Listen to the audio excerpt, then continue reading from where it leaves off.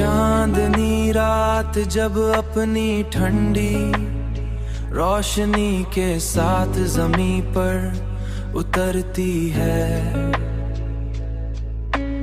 और सितारे खामोशी से उसके दामन में झुलमलाते हैं। तो दिल के अंदर एक अजीब सी उदासी जाग उठती है।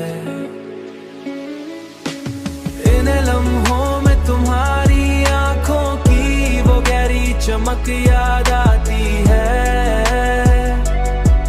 बड़ी रोशनी हुआ करती थी जो कभी मेरी दुनिया की सबसे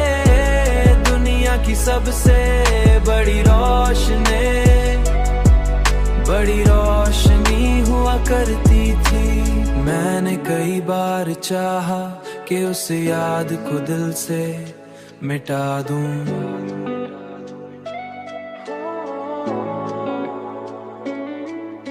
मगर मोहब्बत की यादें शायद कभी खत्म नहीं होते।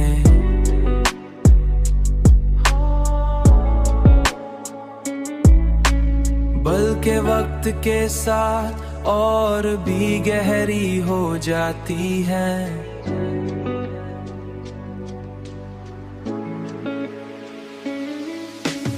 इन लम्हों में तुम्हारी आंखों की वो गहरी चमक याद आती है।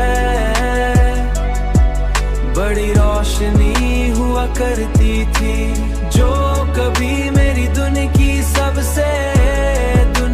सबसे बड़ी